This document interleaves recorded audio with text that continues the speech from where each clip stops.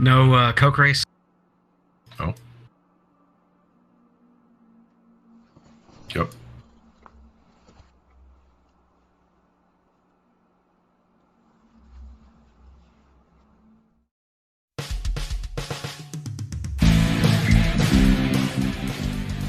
You're listening to the iRacers Lounge podcast, where we discuss everything iRacing in a casual setting. Enjoy.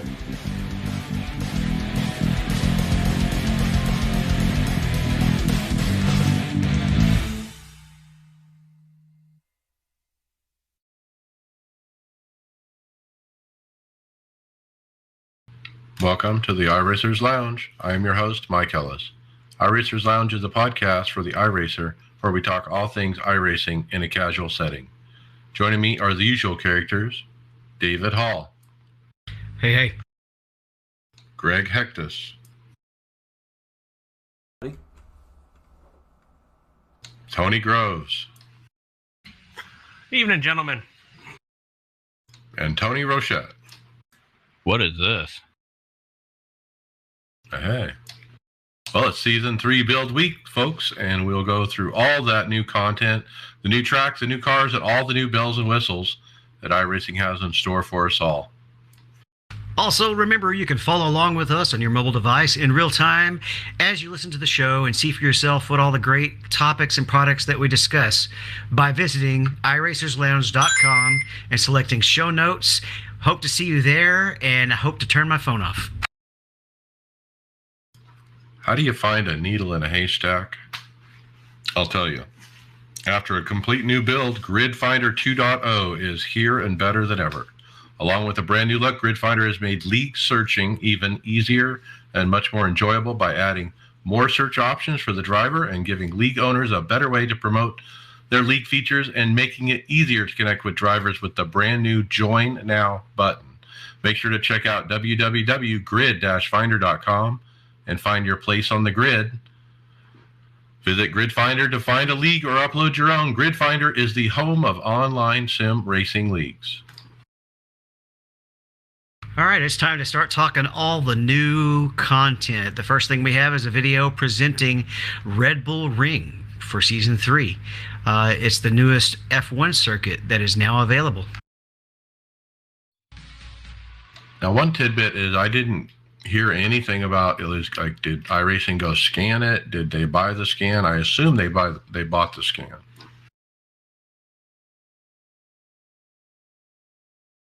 So, I mean, this track is a really awesome racetrack for them to covet and get. So, kudos to them for, going this method now and getting tracks, even though the world's kind of still shut down a bit. It's just another F1 style track, check marked off the list, right? They also presented on Instagram, some of the artwork as well.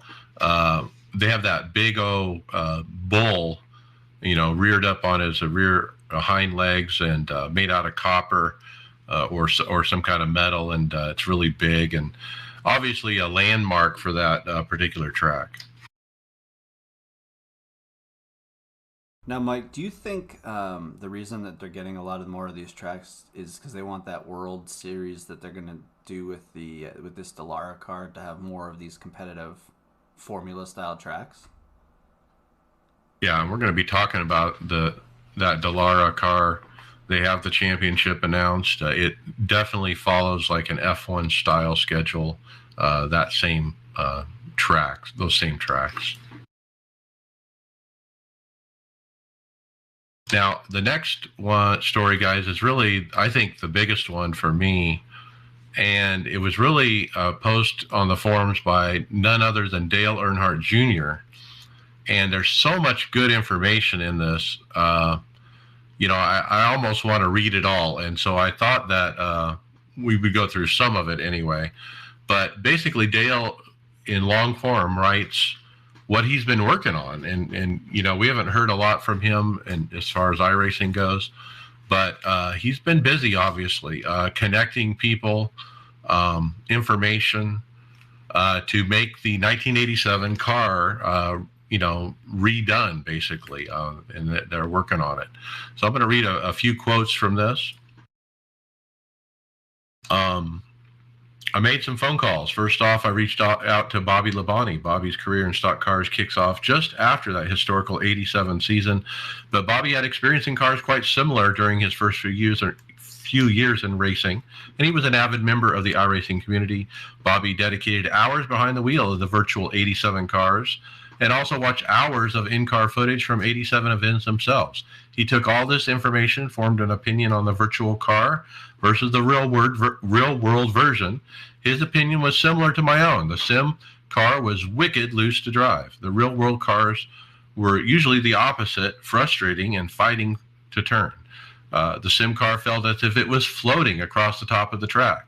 It was really a handful, and a contrast to what Bobby and I both saw on the in-car footage from that time frame. And boy, I tell you what, when they said that, it certainly describes how that car feels. It really kind of floats like, my grandma's Cadillac down the road. So the next quote here, so for my next idea was to get a few crew chiefs who had experience with cup racing in the 80s about the cars.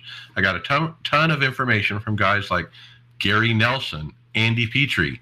Gary worked with Bobby Allison, Jeff Bodine, Kyle Petty, and many others in those days. Petrie had worked with Phil Parsons, Harry Gant. They were both full of details, text messages, and emails. They're eager to share their experiences. One critical area where they added important insight was aero. The numbers I got from Gary and Petrie, along with the thoughts from Dale Jarrett, Kyle Petty, and Kirk Shelmerdine, all lined up. The cars produced a certain amount of front and a certain amount of rear back in 87, and it was a bit more than what we currently had in the sim today. While there was some concern on what these numbers would produce in the drivability of the sim, Eric Kudek and the engineers at iRacing dove into the experiment with confidence.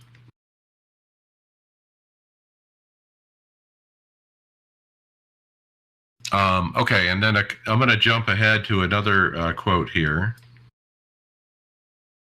I had nose weight and cross weight at various tracks like Atlanta, North Wilkesboro, Charlotte, and Rockingham, referring to the 1980s.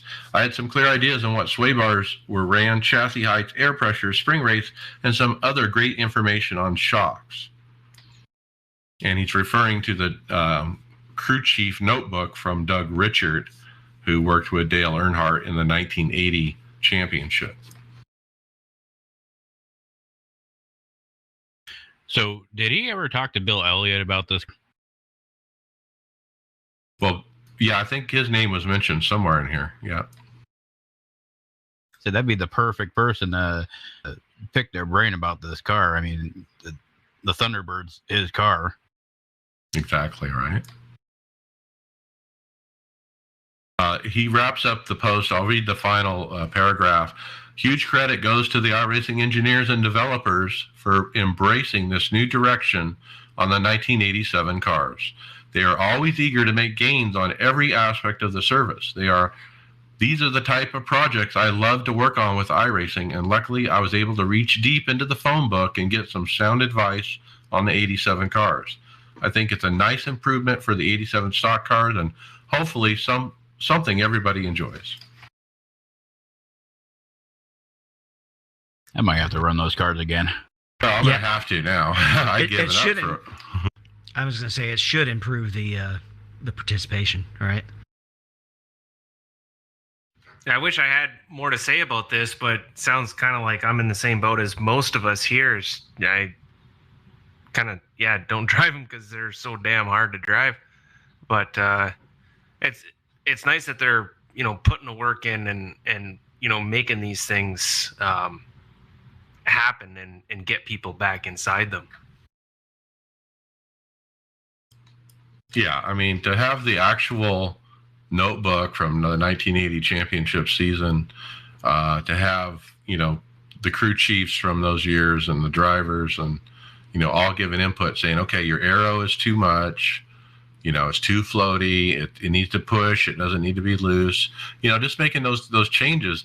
And, none of us have any idea how this car should drive, and so we're trusting, what everyone's putting together for us. So I just love this when, it takes another notch towards realism. And, Dale knew it wasn't quite right. And so he sat down to fix it, and he did, and it sounds like they've made some great steps towards that. So I have not tried it since the build, but I am very anxiously going to try them probably tonight. Well, with the amount of passion that Junior has, for the historical aspects, of the tracks and the cars, and him really, really wanting to get everything right and, give us the experience, that he wants us to be able to see, like, what he remembers and what everyone else that were able to drive that car back in the day remember. It's only going to be benefit us that much more, because if they make this car or this track, like, make it really work well like it was supposed to, that could possibly open the door to more of these type of opportunities in the future, and people will be willing to spend the money to enjoy those opportunities. Yeah, somebody on our team was saying, let's have them scan like the 2000 or 2001 Cup cars. Surely there's some out there we can scan. Be just cool to have one from each era, and then so I think they've really started something with this 87 car. I'm so happy that they're not just leaving it on the shelf and calling it a finished product. I'm glad that they're revisiting it, and super anxious to try it. Now, something I have tried last night and was a blast. I sent all you guys the videos overnight of some of the wrecks, but Formula V is in action, Tony. I'll be honest, I don't know anything. I watched the video before we started recording, and kind of like what the video shows, I'm sure is like totally different than what you experience on the track. Because I've heard they're just really, really slow, which they should be, because they're going to be like they're the rookie open wheel car. I'm going to jump it. Slow is the understatement. Right. But, I was discussing this with my wife last night about this, because I know she has expressed some interest in doing the roadside, and I said, well, this is you're probably gonna want to jump into this. This is probably the route that you're gonna want to go. I don't have any experience in this, and so maybe that's something that her and I can kind of experience together. But I've heard a lot of positive about the car. Well, what's interesting is first gear is just like to get out of the pits. That's all it's for. It's not even used on the racetrack, because I think it tops out about 30, and then second gear tops out at like maybe 80 or 85 mile an hour, and then there's third and fourth. So the thing about this car is you have to keep momentum up. You get it in fourth, and it just is bogged down. I mean, it's really hard to get revs on this car. And you got to get that fourth gear going and get the revs kind of building up. And then when you get to a corner, don't scrub off speed. That's the trick to this car. Let's say a couple minutes before we started this podcast, I actually hopped into the Formula V and at Nashville Super Speedway, and I was doing about 90 miles an hour. And then I figured, what the hell? It drove it right in the wall, and it is hard to break that car. I thought there wasn't a damage model on it, but I actually had the nose cone pop off on me. I had some pretty spectacular wrecks last night trying a few hosted races with these. The one thing I did notice too, you can use your H pattern shifter with it too.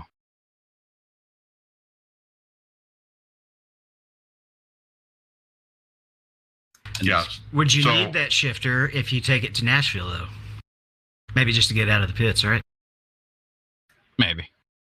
Well, this next tweet we have, and I do remember, didn't you do this as well, Mike? We have the V running around Nashville, and it was Steve Levender, and he was in a penciled theme paint. So it literally looks like a sharpened pencil.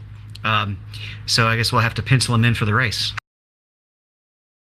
I love that paint job. That's why I stuck that in here. I mean, the car, it looks like a torpedo kind of, or something like that, but kind of a unique way to paint it. The paints I've seen so far are pretty simple. I mean, I think the idea with, at least behind the paint template, is just simple colors, real, nothing fancy, but this is pretty unique.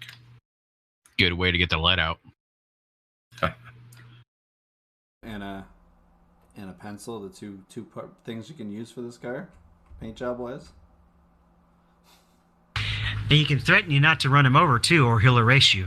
Now, one more thing. One of the races I tried last night, David Schildhaus, who we've covered some of his stuff, but he's a spotter for Kligerman Esports. He hosted up this car at South Boston, and we had 54 starters at South Boston, and he had no damage on. And that was from some of the videos I sent you, the group were from that carnage, but I didn't even make it past lap 1 before I was 55th in the running order, but it was fun. So I guess we're going to sneak out of the build moves for a second and talk Road to Pro. We're getting close to cutoff time when it jumps to the basically the second stage of the Road to Pro, right? Top 70 get in. There's already 21 locked in. It's Chris Overland put this up here for us on Twitter. And we've got several guys who are locked into the second round. And then a lot of guys who are pretty comfortable. And then right around the bubble. Looks like Aaron Rodgers is spending some time on iRacing.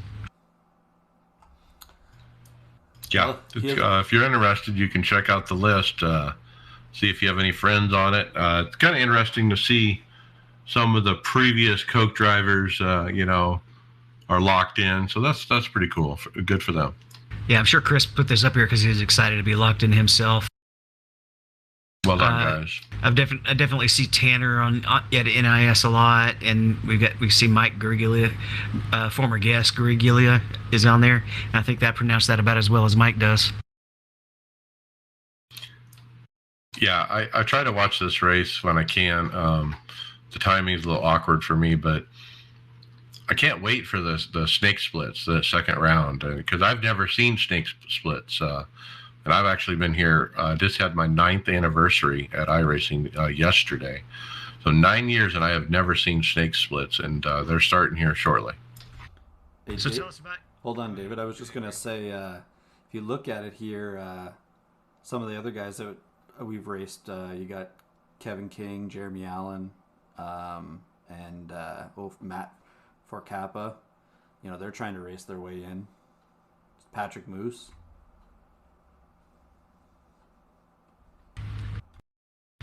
Yeah, check it out if you want to see who's going to make it. We'll be seeing 70 of those guys go for the top. So tell us about your favorite new feature, Mike.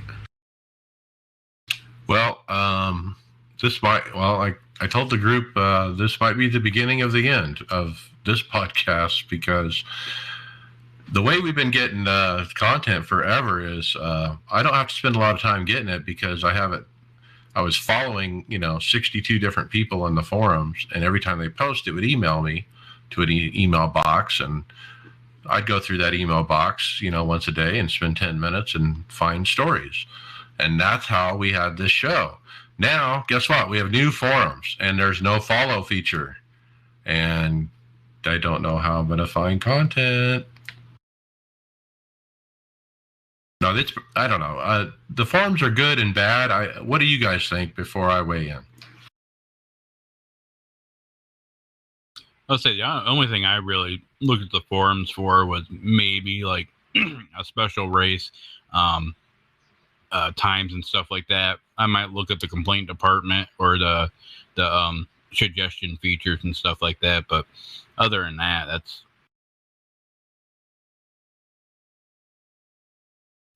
There's only dark mode. Most people like it, but some people don't.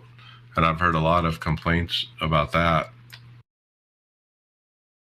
And it didn't take very long for an iRacing member to post up some kind of a Google Chrome thing that you can click on and restyle everything, and he's already improved it himself in like 24 hours. But so did iRacing. Greg West posted on June 8th that they did a forum update, and he put out the release notes. There were some 504 errors. There were global styling errors they corrected. They changed some of the styling, the category list. They basically made it where there was more content to see on the page, because the first time they put it out, I mean, it looked quite different. And the people that have been in the forums a long time made it, they made their voice heard.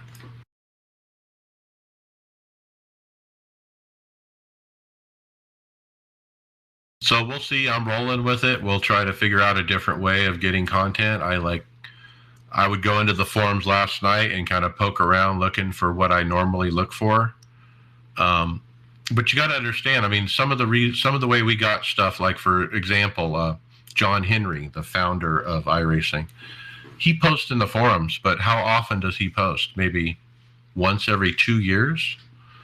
And guess what? When I would catch that post once every 2 years with the old system, now I'm going to miss it. 100% I'm going to miss it. We'll never see that post again, because I'm not going to spend hours in the forum every day looking for it,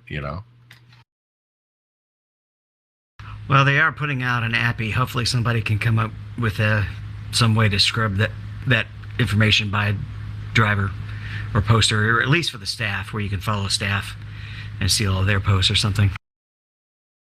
You're correct. The community is very clever, and they're going to come up with better ways of, doing it, I'm sure. So we'll see. Like I said, I'm trying to keep an open mind, and I'm going to try to roll with it and just keep getting as much content as we can get.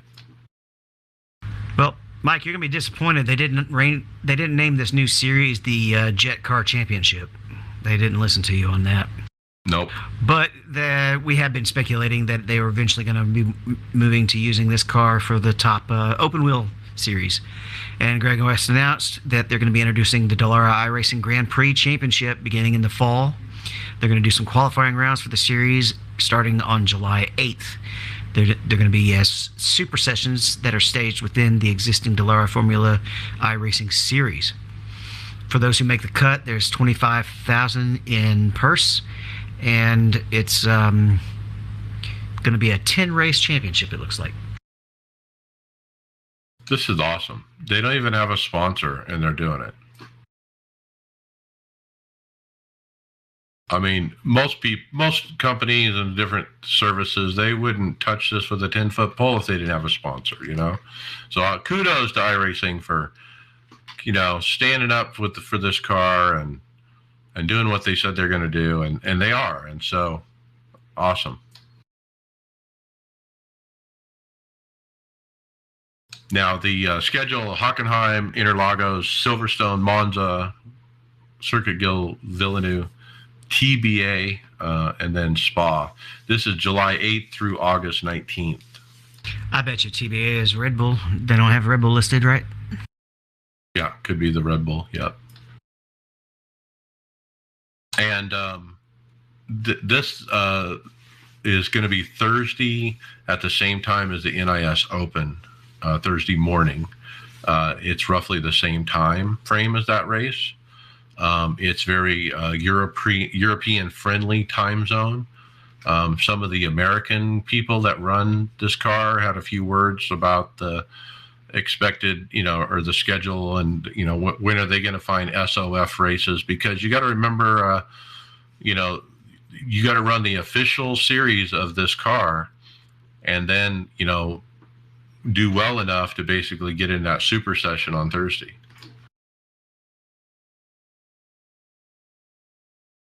So my question to the group is: Will we see all the Porsche drivers from the Porsche Esports come over to this, or what? It'd probably depend on their time, but most of them definitely will have the talent, and several of them used to run this. Wasn't Mitchell really good on the open wheel? Yeah. So it would depend on if the Porsche series gets announced to do a start of season in between it or anything, but I doubt The Porsche season's been over for a bit, hasn't it? It has. So I don't. They may try to alternate him. Maybe. I mean that would be the only thing that would stop them from running it. Would be that they would have their own. The other series would start back up. But I could see anyone that competes in that definitely competing here. They'll learn it even if they aren't good at it. They'll figure it out. Well, based on the time of the super session, it really disqualifies. I want to say a lot of people in the North American region, because most people work, Thursday during the day. But I think they said something in the forums to that effect. Hey, we need to set this up to be European friendly. The idea is, I think it was Greg West who mentioned Germany specifically. That the time in Germany is like the perfect time for this race or something like that. Well, it is more popular over there, so that it's logical. You know what? They should add another course. They should add the Chicago street course so they can make a tornado. Eric Myers posted a video on his YouTube channel of an Indy car on the new street course that he hits a corner and he just starts spinning and it turns into a blender. It goes faster and faster and faster. It doesn't slow down. It's one of those IndyCar wrecks. Spins like a top, Yeah, I'm surprised it doesn't get shot straight up into the air and right in Lake Michigan. You're glad you're not in VR. I've done that a couple of times at Indy. What would you do? Just close your eyes tight and try not to look? It doesn't really bother me. I guess it would be dependent on the individual why if they get motion sickness from it. Well, he does cut to, at the end of the video, he cuts to a in-car camera view, during the tornado, so to speak. So you could certainly get a flavor of what it might look like. Now, have you guys tried the Chicago street course yet? Nope. No, I haven't had a chance yet. There are some turns that are really, really tight, and it's like a double wall, and you will definitely mistake. And if you make a mistake, you're pretty much done, and there goes the whole field. Is it kind of more modeled after? Do you think it's closer to Long Beach or Detroit with the walls wise?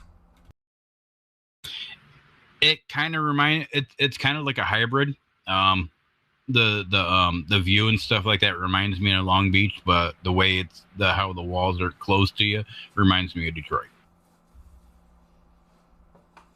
Yeah, I mean, we saw that in the NASCAR Invitational when they were there. It's just like, yep, lots of wrecks and bumpy. You know Chicago. You've been there, I'm sure, Tony. It's never going to be smooth. The only thing you're missing is being shot at. Can they add like gunshots in the audio background, or?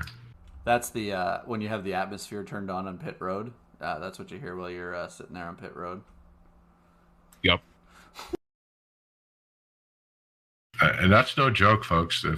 I've been to Chicago and I've been down to the stadium, the baseball stadium downtown, and it's sketch. Just walking from your car to the stadium, total sketch. And what's neat about this track is it's closer to where Soldier Field is and the museums and stuff like that. It's actually, they did a really good job on the background. Yeah, it looks great.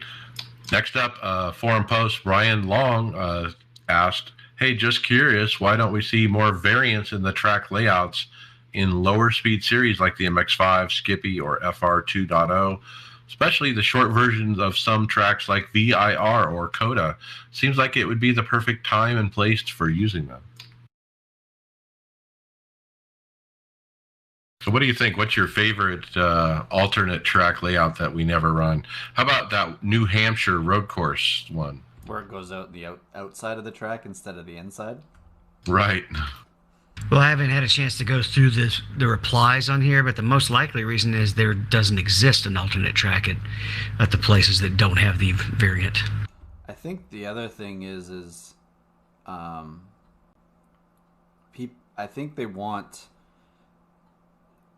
They seems to be pushing in the sim here. They push one specific layout for a lot of these tracks, no matter if they've given it to us as multiple layouts. Like you don't see, like they're saying this. Their series don't divert from it because all the series don't do it. Like even the only time you'd find that would be a league or a hosted session that someone wants to change the variant of the track. Maybe it's just the fact that maybe people might not race it when they don't recognize the length of the course. I don't know if Coda has the different ones. I've never actually paid attention to see their alternate course. I'm sure VIR is probably just VIR's normal circuit, but it could have an alternate. Well, the MX-5 only, for the most part, only runs the rookie courses anyway, right? Which are already pretty short. Yeah, Nick Neben said Coda East and Vegas Infield Long are two of his favorites. Well, they exist then. I don't know if iRacing has it. Let's see if that's even an option in iRacing. Do they run the short track or the shorter track version of Watkins Glen? The one without the boot? You got the Cup version, right? Yep. Coda has Grand Prix East and West configurations. Well, it probably just comes down to the fact that the rookie series don't run there. They tend to not run at paid tracks. So basically, all it is the East version is one portion of the track, and the West portion is the other portion of the track. That's how it's split. Okay, back to release notes, David. He walked away. That's fine. I'm back. I'm sorry. I'm literally trying to install pedals right now and do the show. You can wait till after the show. No. I tell my kids, you'll have to wait till after dinner to play with the toy from McDonald's. See, I'm old enough now that it's the other way around, where I now have to tell my parents what to do. But yeah, spa track limits. I did actually look at this before, and I've read about this as well. They're changing the system to where some of the track limits will be set by a four tire limit instead of a 2 tire limit, which is going to help, I guess, on some of the strict turns at Spa. Okay, I guess some people are excited about this. If a limit's a limit, it's going to be the same limit for everybody. So it may make the track easier to run. It may make the track harder to run. Who knows?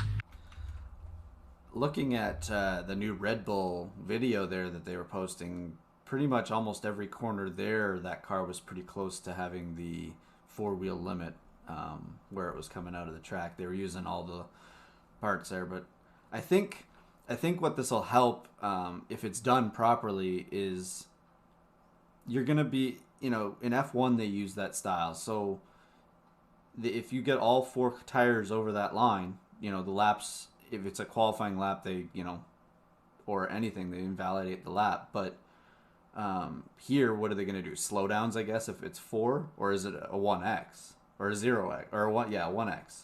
But I guess it would be a slowdown if it's 4. It's probably anything outside is probably just a 1x. The slowdown is a different mechanism.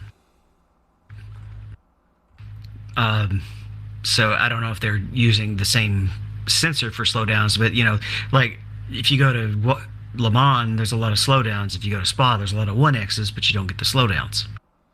Yeah, so I don't know. Are they going to put this together with, if you get all 4 tires off, does it mean that, that's the slowdown then? That's where they add the time in. Maybe the main way that it'll make the difference is the fact that the different widths of the cars will affect the sensors differently. Because if they had to pick one spot on the outside tires versus one spot on the inside tires, that means a wider car can't go out as far on a track if it's doing a 2-tire system. Okay, next up, AI. Lots of updates in Season 3, guys. Here is some of those. Porsche 911 GT3R is now enabled for AI, and that's the third Porsche car that is ready for AI, and the 8th overall for the GT3 cars. Rookie Oval content is now in AI. So that's pretty cool. So all those tracks like the Langley, Lanier, South Boston, Southern National, Thompson Speedway, get out there with the street stock. That's pretty awesome with the AI, especially if you're new. That's what I was thinking, Mike. Do you think this will have a little bit of a beneficial effect to try and, you can get a lot of races in rookie and just get a time, but it might be beneficial just to go out and hammer some laps with some AI and test that way. I was gonna say, yeah, this probably be best suited for the rookies that are always getting wrecked in the rookie races. Well, I just can't believe that it's taken this long for those cars to get over to AI. I thought that would be something that they would want to, bring in right from the very start, because just like what y'all said, you're coming in and you got to get those skills somewhere, and probably better to learn how to race rather than just learn how to sit at the back and not do anything. Enjoyed this as because they used to have the Legends series with where you could actually make your own set. The Legends Open, when I was making sets, it would have been good to be able to, instead of having to run a race or go into a practice session that had maybe a couple people in it, and you just set a fast lap time to actually race against AI to test your setup out, or just get used to these fixed setups. It would have been awesome to race that way back when I started. Well, I posted that memory from Facebook from 9 years ago last night, and I said that I was using I signed up for iRacing. The wheel is en route, and I was using a PlayStation controller, and I was ghosting. That's how I was learning. I was ghosting sessions. Now, they also announced they did the same thing for the rookie road course layouts as well. So all of those, Outland Park, the Scuba, the Oran Park, Summit Point, Okayama, and then they also announced Lucas Oil Raceway has AI, an additional car and track AI driver training for Cup Series, NASCAR Cup, GT3, GT4, SCCA Spec Racer Ford, the Skip Barber, as well as Lime Rock, Long Beach, and Okayama layouts all see improvements to AI driver skills.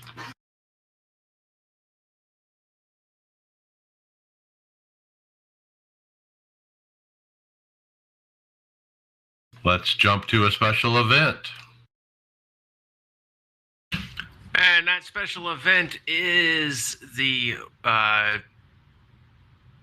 Watkins Glen 6 hours. Or is that 6 hours at the Glen? 6 hours at the, I don't know. I think they call it 6 hours at the Glen. Tony. Either way, it's 6 hours. It's 6 hours. At the Glen. At the Glen. It's an endurance. It's a shorter endurance race at the Glen. At the Glen. In IMSA cars. And it's 6 hours. Everybody, it's 6 hours.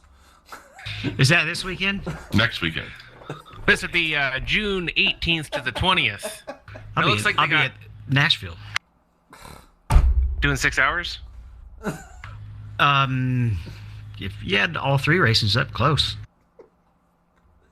Well, for this one here, they've got 4 time slots starting at Friday and finishing off Saturday. And they got this GMT.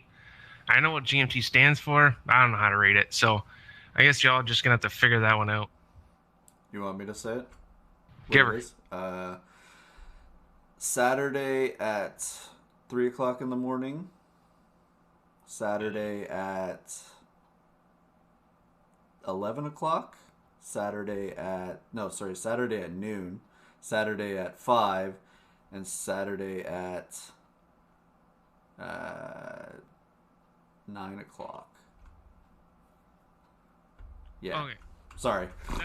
That's for all the Eastern Standard Time guys. So for anybody else that doesn't know or that knows how to read GMT properly, it's Friday at 2200 GMT, Saturday at 7, Saturday at 12, and Saturday at 1600. And that's all in the GMT time zone. And good luck with that math. 4 actually. You're in daylight. You're on daylight. So to use that, you go back in time, or go in future time, and then your 6 hours is actually like 2 hours. And then Mike misses a race, basically. So this race is 6 hours for anybody that's not going to Nashville like David.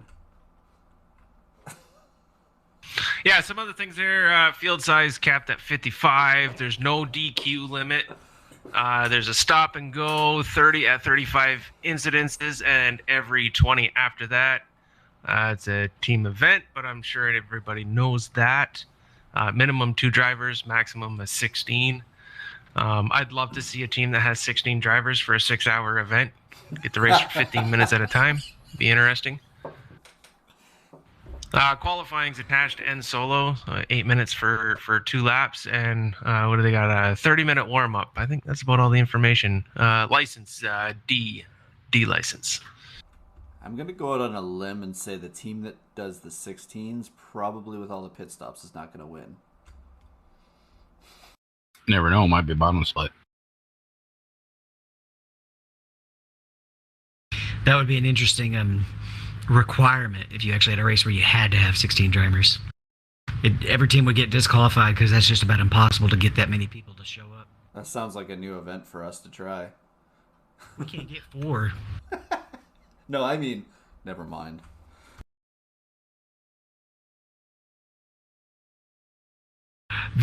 Speaking of Nashville, the virtual track also exists now. Got released with patch 3. We got a video showing it. It's a concrete 1.5-miler. It looks racy. Yay, we don't have to run Kentucky next week.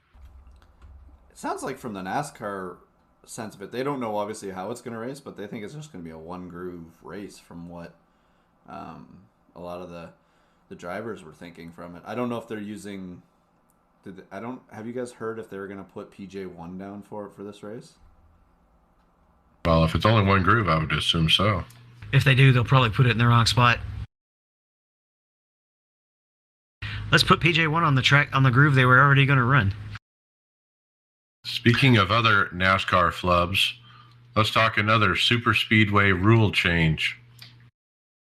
NASCAR issued. Now, why do we talk about real NASCAR rule changes? Because guess what? It affects us in iRacing. Because when they change the rule, iRacing changes the rule. So, NASCAR issues rule changes to slow and reinforced Cup Series at Super Speedway in the wake of Joey Logano's rollover at Talladega last April. And so the tapered spacer is going to be a little bit narrower, is my understanding. My question is, why is it happening when I know Joey Logano, it's a flip and everything, it happened. Why are they doing it on the least violent rollover that they've had in the last, say 2 years at that track? They had Dillon go into the catch fence because of how close they were running. They had Ryan Newman almost killed, but they're waiting until Joey Logano flipped over on a light flip over and almost get hit.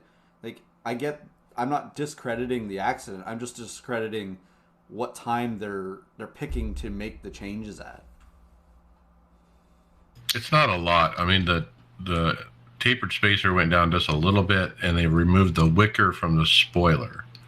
And there's a reinforced roll bar that was previously optional that they behind the driver compartment that's not now mandatory. But really, the wicker and the tapered spacers are really the change. So are the go-karts now going to be faster than the Cup cars? They're just talking for super speedways where they are at least fast. What are they saying? They're trying to get 10 miles an hour fast or slower is what they're trying to get it down to? They're trying to cut 10 mile. Yep. Just replace Daytona with a short track. Why don't they just do what they suggested years ago? Take the restrictor plate off and just use the chicane on the backstretch every time at Daytona. and in Talladega create one, and they just got to brake every time to go through the bus stop and then wind her back up and go around again. Oh, that'd be interesting. We got to get iRacing to make that format, like literally just the chicane. Actually, we could require that. We could do a race where we just say, everybody take the chicane. You can host that one. It'll have 2 people if I host it. The next topic we got the 911 GT3 R. It's a ride along, and it's the 911 running at the Nürburgring Nordschleife. So it's here on Instagram. Give it a watch if you'd like. It sounds nice. Yeah, I love the sound of this car, but I think I said this last week. I really can't tell the Porsches apart, though. The GT3s, they have a little bit bigger engine. It seems like, and they come with anti-lock brakes. Like the Ferrari GT3 and GTE version are literally the same body. They just have different horsepower and the brake combination. I was gonna say, I think all the Porsches in this in iRacing have done a really good job making the sound effects for their motors. Like the sound that their engines produce, they've duplicated it really, or they've made it really well in the sim, because they're different sounding than anything else that that races on the track because of the RPMs that they turn. Yeah, and Mike, this is the 911. This is literally the same model as the GTE that came out. It's just the smaller, it's the lower class version. Let's see. Which replaces the old Porsche Cup, which used to be the Rough Cup. Yeah.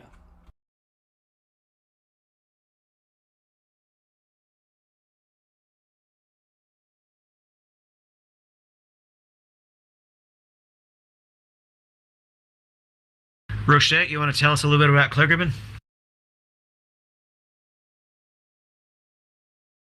Oh, let's see. Oh boy. A Charlotte Kligerman Sport recap. Kligerman Sport to release a video recap of the most who's ready to party recent tonight? Coke Series race in their with their drivers Isaac Gann and Bob Bryant. This is pretty much just a recap video of their action there at Charlotte. It's kind of like a radioactive, though, where you can hear the crew chiefs talking to the spotter and hear that banter back and forth. Isaac Gann has another rough race after having so many good runs this year. And you get to hear that heartbreak, between him and his spotter. Pretty cool. I like listening to these things. I wish some of the other teams would do it.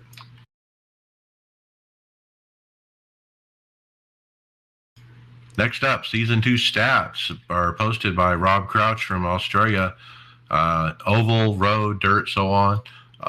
Let me take a gander at them and see if anything jumps out at you guys.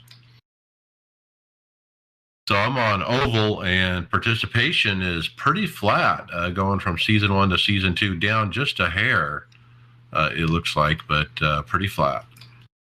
Well, Season 1 had Daytona in the start of the season, so you'd think it would be up. We're going to trend down over the summer months here anyways, like we normally do, just because, people are getting away. And with everything seemed to be opening up in all the regions everywhere, I think Season 2 and Season 3, you're going to see the downward swing until we get into colder weather again, or, the winter time.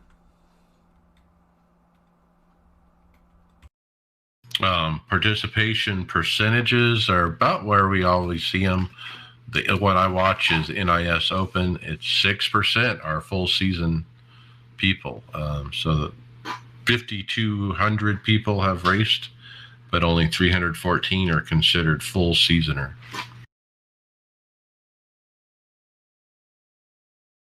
I'd love to see that number increase. Well, it's going to go down, right? Or at least in America, we're opening back up. I don't know about Canada, but They're promising it, but they've promised lots of things. We don't want you on our border yet. We shut the border down from you guys. All right, what about road? What do you guys see there? About the same stat, actually. Oh, it's flat, but just down a hair. It'll definitely not go back to where it was pre-COVID. I think, they capitalized and have brought on a good crowd, but you are going to see a downtrend, just seasonal for one thing. So one of those things that was a special event last year that looks like it's going to happen again this year. It looks like Kligerman and Landon are putting it together again. It's the Blue Emu Firecracker 400. It's going to be returning with the updated 87 cars. It's half of a quarter of $12,500 is the prize purse. Prelim races start on June 15th.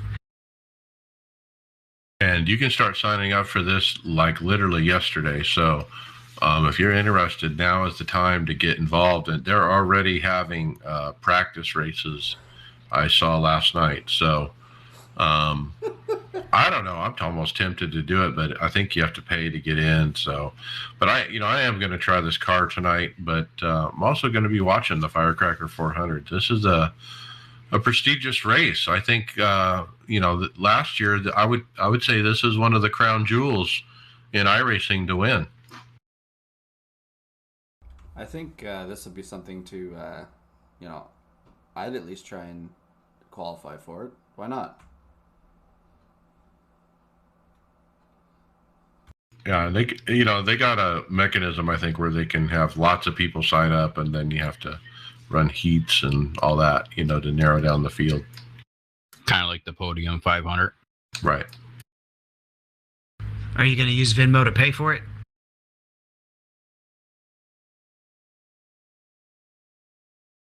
See, I get the Venmo topic, and we don't even have Venmo here. This is Tony and I. We don't nothing. So, do you guys want to discuss this one? Because I have no idea what the Venmo does. I know it's probably like it's a way to transfer money, right? It's like PayPal. In fact, PayPal owns Venmo. They bought it because it's probably better than PayPal. But it's like PayPal, but with social.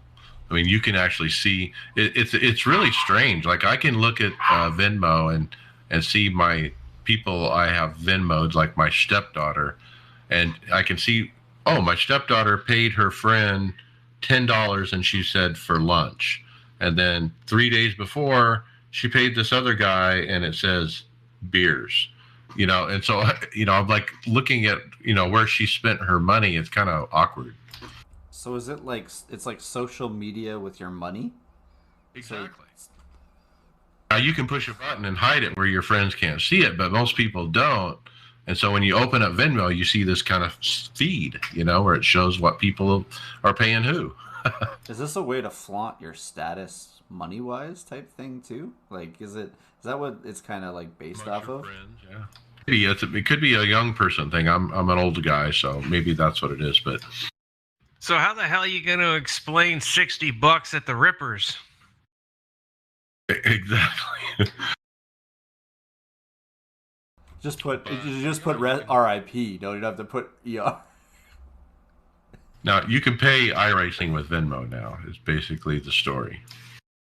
Let's see. We just skipped over something where Mike, your daughter's buying guys beer. Yeah, I said it was something like that, but yeah. He's almost 18. I smell a title idea coming on here.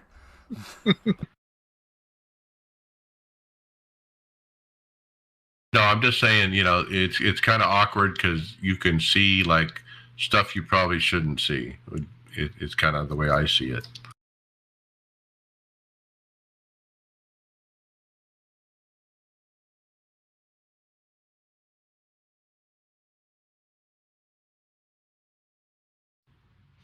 Well, Tony, I think you called it earlier.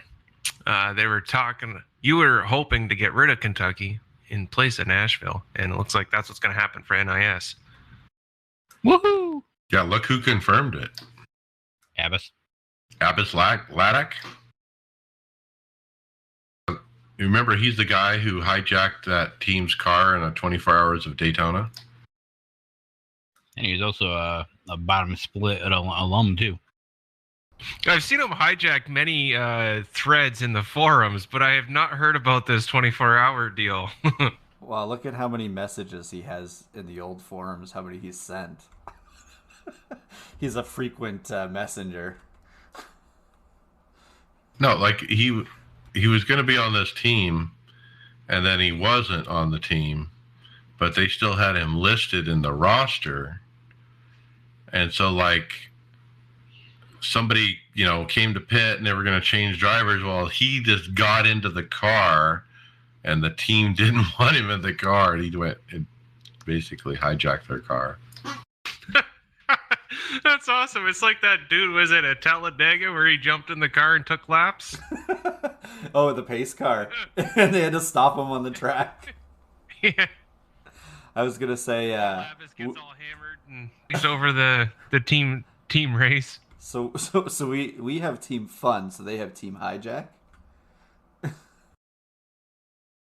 Remember when we did the meme contest? I mean, one of those I submitted was Grand Theft Abbas.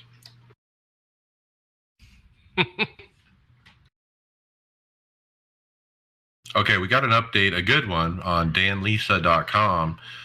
In a follow-up to that, it was mentioned on the forums that Dan Lisa has a long list of people interested in taking over the league compilation website and are currently working with someone who may take over the website reins. They got somebody specifically picked, but they also have a list of people interested.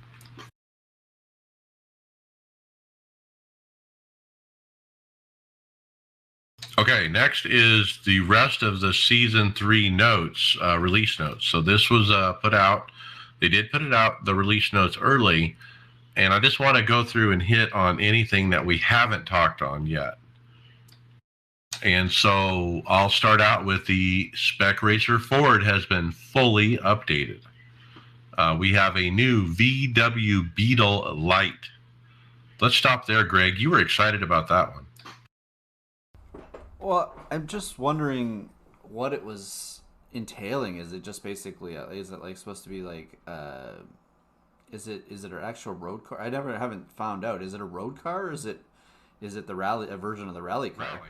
Okay, so it's like a rookie rally car. So that's what they're doing. I thought it would be a rookie league. So basically, it's going to be fixed setups, rookie stuff, which is that's awesome to try and reboot the dirt side, I guess, a bit, because it's been kind of sluggish on that side, participation wise. Now this one, custom paints displayed in the iRacing UI on car thumbnails. Now I think this means you can see your trading paints paint. Would this be kind of something that they would even eventually implement in the forms, so you could use your, instead of having like a picture, it could show up, display your custom paint for a car or something like that? That would be cool. Your favorite car and your signature or something.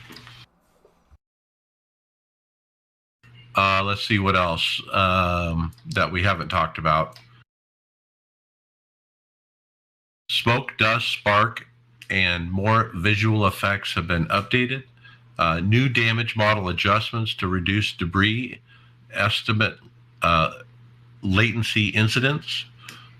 New damage model for the Formula V and street stock.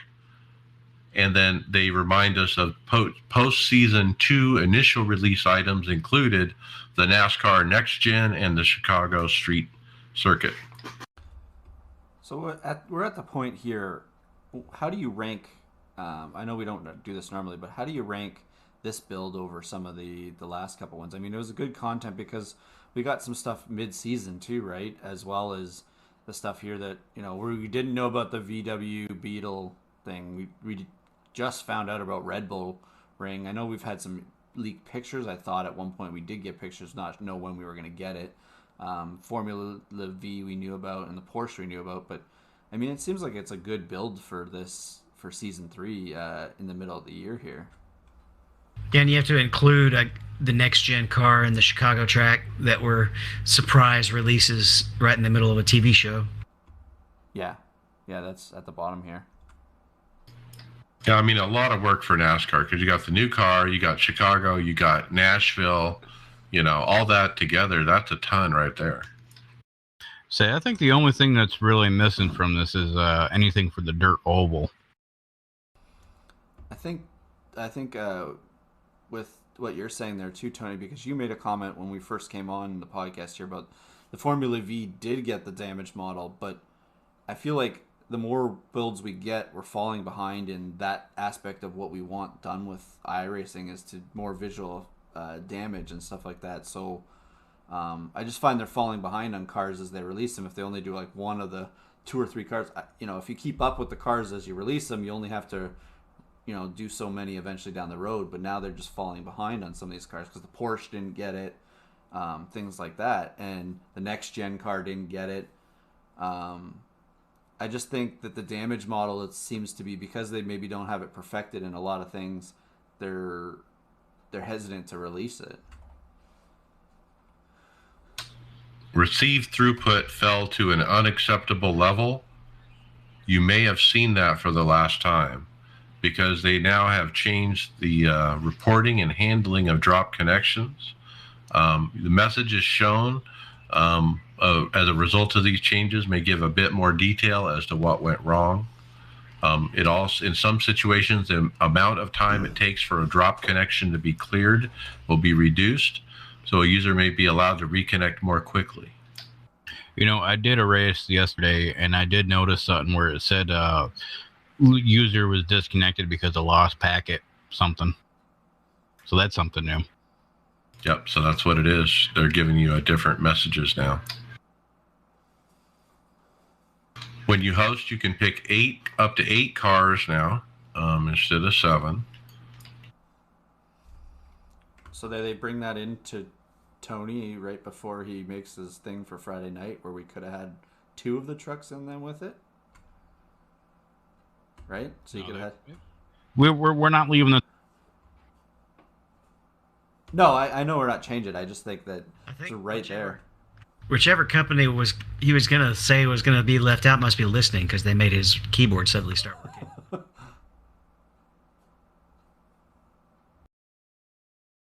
Okay, so dirt racing, there is some stuff here. All dirt versions of stock car tires have been reverted to an earlier version.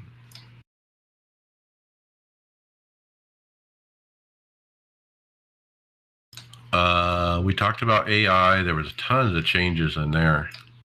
They did do a lot of balance of power to the GTE class cars. I hit this one, race admin. There's new race admin commands where you can modify the number of laps a caution or parade will be. Now, how cool is that?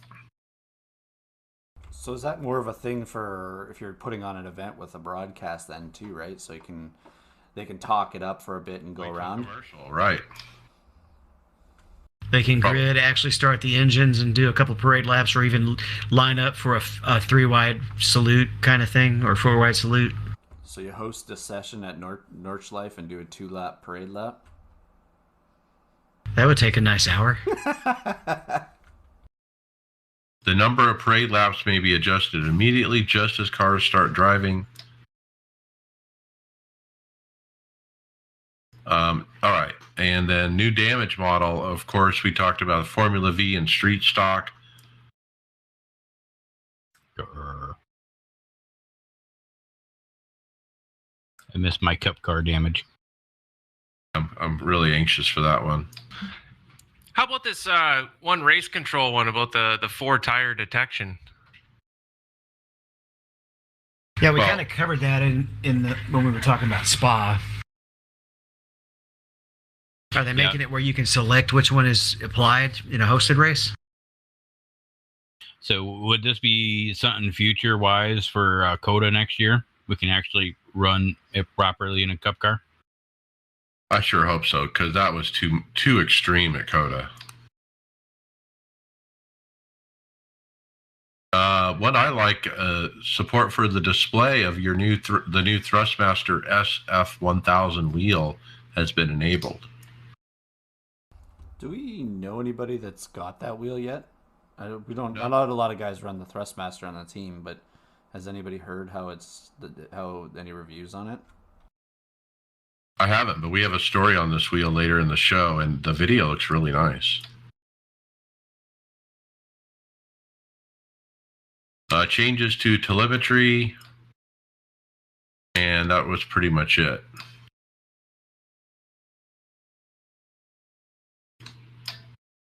Okay, so next we have a listener tribute, I would call it. Mupar, I hope I say that right. Mupar Gaming. They stream iRacing events and other gaming events several days a week. And he hit me up on the Twitter and was interested in running our logos on his car. And he sent us some pictures. We got the iRacers Lounge podcast with the aftermath below it on his startup screen for his stream. Nice, big and proud. But he also has it on his road car as well, on the front hood, as well on the rear deck as well. Tramp stamp. Let's say grows. We got to get him that updated aftermath logo. Yes, we do. Yeah, no, this is cool. Love seeing the logos on listeners' cars and stream stuff. That's awesome. Yeah, go look for the Mupar Gaming. It's Moopar. He says, we are a family of avid gamers and sim racers who are striving to create a community of followers who love to game and get involved. We also have a Discord to interact as live as possible whilst iRacing, etc.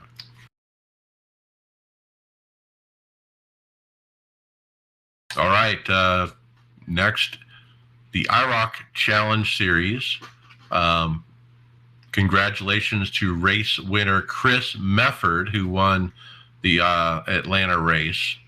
But we also heard who won the raffle. I was trying to, I think I bought a ticket for $25 to win the raffle for the Track Time Entertainment 8020 rig. I did not win it, but I did hear that Sean Judson was the winner. So congratulations to Sean on his new cockpit. You know, that sucks that you didn't win the rig, Mike, but you still have a couple of chances to ring some big old prizes tomorrow night. Yeah, let's go into that. So we got something big this week. Let's go into it. Oh, yeah, we got less than just about 24 hours until we kick off the Project K9 Hero 200 at Michigan. We still got a few spots left. So we got about 35 guys and girls. They're going to be racing with us. Practice opens up at 8 o'clock Eastern and drivers meeting. I'm dreading that because, I can't speak very well. At 9 o'clock qualifying. Then we're going to do 200 laps, iRacing cautions. We're going to do full fuel and unlimited tires. I tooled around with the fuel and I was like, it's going to be 2 races in one. It's going to be a cup car, the cup cars, and the Xfinity cars. Pole winner will get $20. Sorry. The winner will get spotlights from Midwest Simulations. The best paint with the K9 Hero logo will get a free paint from U-House Racing Design. And I think Bobby Jonas with Sim Wraps is going to be posting something later tomorrow. If you run one of his paints and you either win, you can modify it, I guess, as long as you keep his logo on there. If you win best paint, he'll give you an extra $10. Yeah, that's pretty cool. Yeah, I'm running Bobby's paint. Boy, he came up with a nice K9 Hero paint job. I actually love it. I think I might even run it for the All-Star event Monday night for the league race, but I'm anxious to try it. You have to have it on the next gen car, Mike, for Monday night. You got to get him to make it on the next gen if you're going to do that. Oh, I forgot it was a different car. and you're running, and the picture that he showed, I believe that was on the Xfinity Supra. He put it on the Xfinity Supra. Yeah, so I guess the cat's out of the bag. I'm going to run the B car tomorrow. That's okay. I'm joining you, Mike. Yeah, sorry. Just watch out for turn 2. It gets a little tight right there, boys. And from what I've seen with the weather report, it's going to be a hot one in Michigan tomorrow. It'll be interesting because I know you said you were doing with the fuel there, Tony. If you take any fuel out of those fixed setups, it would totally change it. I don't know how bad it changed it, but fixed setups do not like low fuel. Nah, yeah, it's like nah. But 35, right? You said the what? You got 35 people.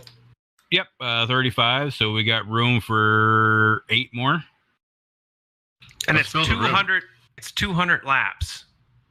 No, it's not 200 laps. We discussed this on Saturday. I don't know if that's the equivalent of 200 miles in Canada. I was gonna say you guys discussed a lot of things on Sunday while you were racing. Yeah, we'll talk about that in a little bit. But no, the OBRL and Metro Ford of Chicago are putting up some real neat prizes too. $75 per class for the most position gained with no incidences, and the OBRL is going to throw $50 in for the highest finish with 0 X's. So pretty much we're going to run clean if you want to win. That is awesome, man. Those guys, man, they know how to step up when, we get a charity race going, and these guys always make it a blast. Thank you to everyone over at OBRL. And iRacers Lounge, Tony has decided to host the broadcast as well. Oh, yeah. So, we got Rice Motorsports TV. He's going to be helping us out with the broadcast tomorrow. You can find him on YouTube. I'll have more information. I'll post that on Facebook. Mike can post that on Twitter because I don't use Twitter anymore. Okay. So, yeah, if you're not racing, hey, we got a few spots left. Get with us, guys. This is fun. We have a good group. The people that show up for these races are great racers. And so come join us and have some fun on an off week for NIS and for a good cause. And you get a free T-shirt and you might win some money. So Oh yeah, I forgot about the free T-shirt. I always forget about that one. But yeah. We had a little practice race Sunday night, and we had about 17 guys. We did about 20 laps. It was some really good racing up front. I mean, there was actually a couple of Xfinity cars that were in the mix with that group, and I was just hanging out with David and with his gas pedal on the steering wheel. Yeah, we haven't really dove into that deeply yet, have we? I guess we will later. All right, let's keep moving then. We got housekeeping notes. Let's talk aftermath. What do you guys got coming up next? Oh, that's what we did last Saturday. I had the bright idea of popping Tony Grove's next gen cherry. So we ran the unofficial race at Daytona, and me and Chris were in the same split, and he was all by himself. And I think you got wrecked in lap 1. Turn 1. I was gonna say it sounded like turn 1 from what Tony was describing. Nah, I made it to the end. I was sitting in 4th, and Chris was way ahead of us. He was a lap car. He got wrecked out earlier. 2nd and 3rd wrecked. I got a little bit of damage, and just as soon as that happened, I get on team chat. The leader just passed Chris, and was like, "Wreck the leader, Chris." But I ended up finishing 2nd in that race. I almost, through that all, I stuck it out, and I almost caught a top 10 at the end of that garbage. Like it was garbage, but that was interesting. It was a lot of it was neat. it was a neat kind of experience to be able to try and do that. And it's, Mike, you're so good at being able to describe everything for the audio listeners. And I tell you, like, if we do that kind of thing again, I'm going to have to, like, pull you aside and maybe get some lessons on how to be a lot more descriptive as to what's happening there. But it was a neat idea. I had a lot of fun doing it. I mean, the rest of the show, bring out the nets. We were catching squirrels like for 2 hours. We had a great time. But man, oh man, I don't even remember half the stuff we talked about.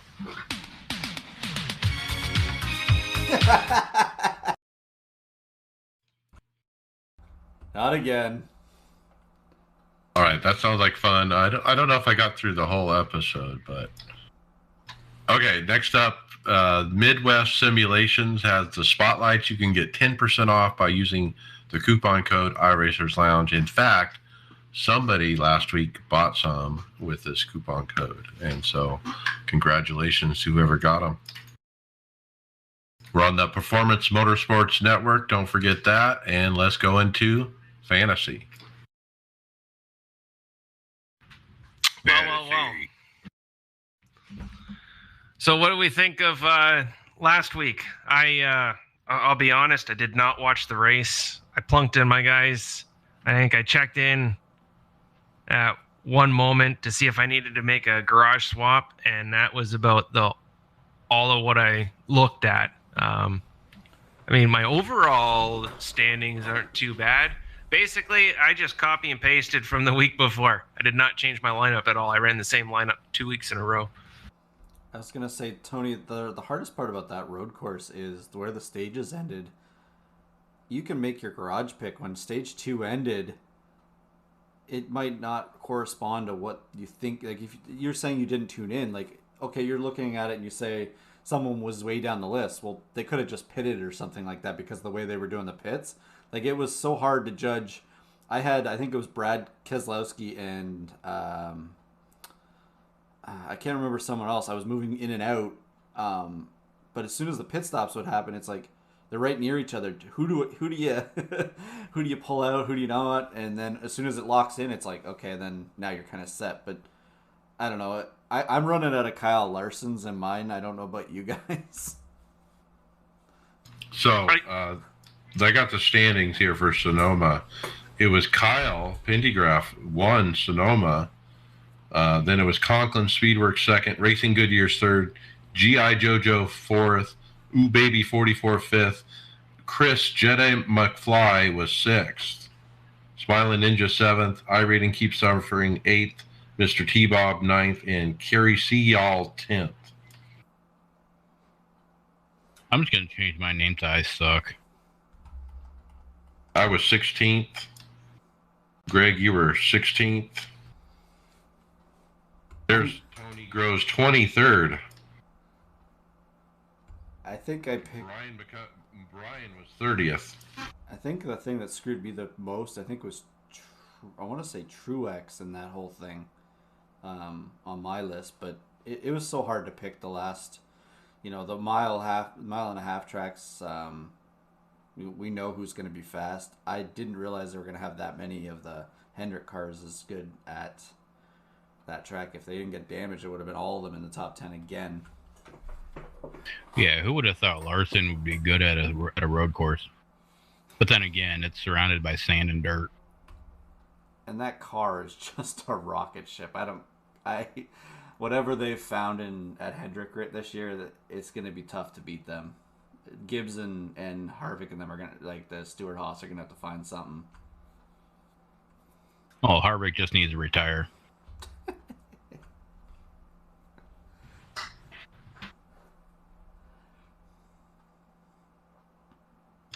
Hardware, software. All right, Max Pappas Industries has updated their website with hashtag soon. They call it SimMax, and they're going to be offering not only that seat that I've been drooling over for months, but a new racing rig as well. And that kind of surprised me, but there's a picture on their website of a stationary rig. It looks like it's metal. It's not an 80/20, but pretty simple seat on it. Stationary place to put, the pedals and the wheel deck. Not too bad. No indicator or price or anything though. I'm really hoping with this, like, I like the simplicity if you're looking for just a non-moving rig. But I hope that seat you can just upgrade with their other nice seats. I really hope that it's an option. Because like the seat that says coming soon. Yeah, the bucket seats are gonna be. I really like those bucket seats. Like that would be where I would invest my next time if I was gonna buy another seat. I love it. I'm just kind of waiting for it to be not coming soon, and to see what the price is. And I don't know. I like it. I need a new seat. The Sparco seats that are bucket seats are really comfortable as well. I'll say this GT seat that I got with Track Racer is actually comfortable too. All right, that's on my list. Well, I'm surprised we didn't get to it last week, but here it is. The CSLDD details are out, and I think we have a member who was getting his today in the mail, in fact.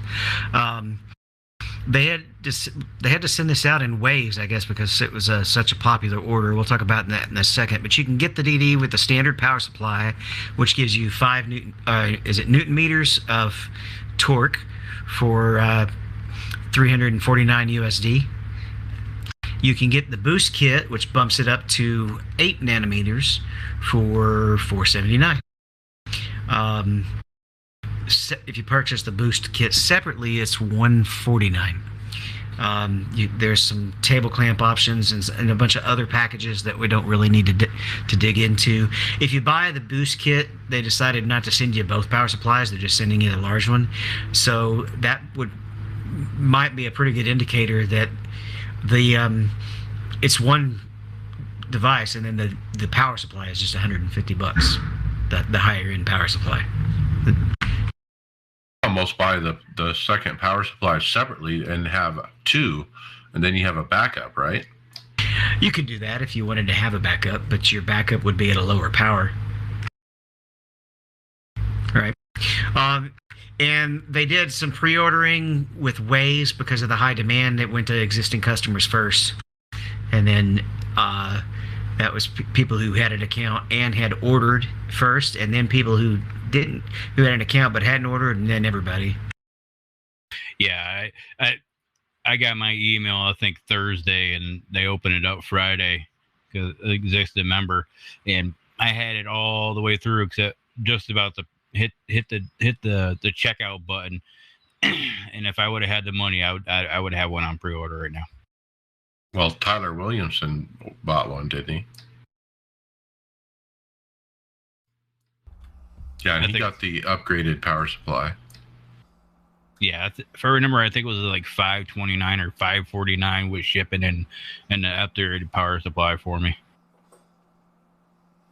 Now, Tyler was mentioning he saw something on the Facebook groups there was somebody there indicating, oh, well, you could just make this power supply, do it yourself for a lot less money. But I don't know if that's a good idea. Yeah, you'll probably end up voiding some warranties on that one. I've seen a power supply explode too.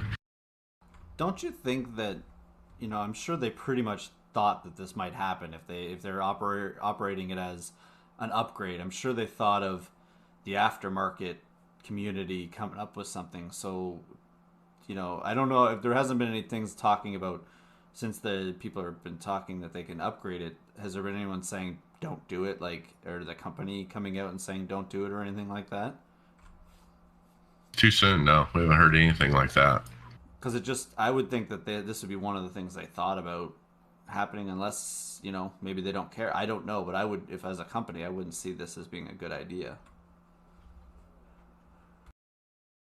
If I was in the market for a wheel, this is what I'd probably buy. Just because of the price point. It's easy to spend this much money on a direct drive wheel when direct drive wheels have been twice as much forever, and now all of a sudden they're half what they used to be. Well, and Mike right now is in the market for looking for a sledgehammer to get his rim off of his base. Or he can just sell it to me. I'll get it off. Well, that's the thing. If You I need get to it clip off, that, Tony. I'm going to destroy it, and then I have to buy another wheel to put on the base, right? I almost need to buy a wheel for it before I rip the thing off. I honestly don't think you're going to destroy it getting it off, and even if I don't know, it's not any good to you the way it is anyways right now. It's a very expensive paperweight to you because it's costing you a lot in races. It's not really helping you at all. That's true. We've had 2 road course league races in a row where the paddle shifter has stopped working during the race, and I've had to stop on track, turn off the power, and turn it back on. You need to unbolt the rim and just destroy that universal hub there that you hate. Exactly. Get it off. Yeah, I think that's what I'm going to do eventually. I don't know. Do I want to buy a replacement, though, so I don't miss out on races, A replacement hub. Well, what I would do is find what you want to do here, order it, and don't do anything until it arrives. Right. Someday it's on the list.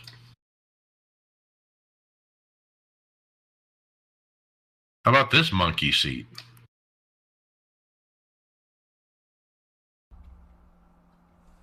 Well, yeah, this called a monkey driver's seat, and they're open for pre-orders. This is a weird looking seat. It's like a tube frame seat with like padded panels, kind of like what you would see in an F1 type seat, but it's like a GT style.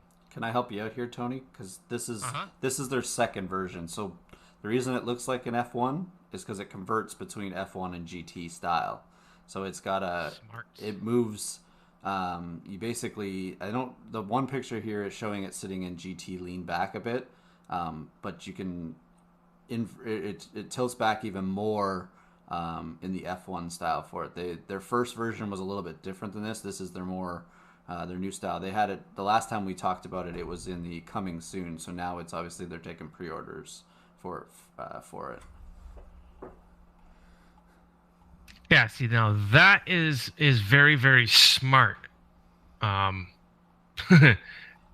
be able to move it from F1 to GT. I mean, there's not much out there that will do that. That's great. So I found the website is monkeydriver.it, and it's 999 euros. It's funny that you found a price, Mike, because their first one never had a price on the website, and you couldn't unless you emailed them. They would give you the price. Yeah, they do have a shop website off of monkeydriver.it, and the triple monitor mount $369. There's a single monitor stand $199, a shifter stand $99. I was this one was I've been following this one for a while because I was interested in their first version. I just think the price range is out of what I'm willing to pay for that type of equipment, but it's definitely a good thing in this. It's a good market for non-motion rigs. Half the team would have trouble getting in and out of that too. It's so low to the ground. Yeah, it doesn't look comfortable for sure, the seat. The next item we have is a Fanatec Club Sport F1 2021.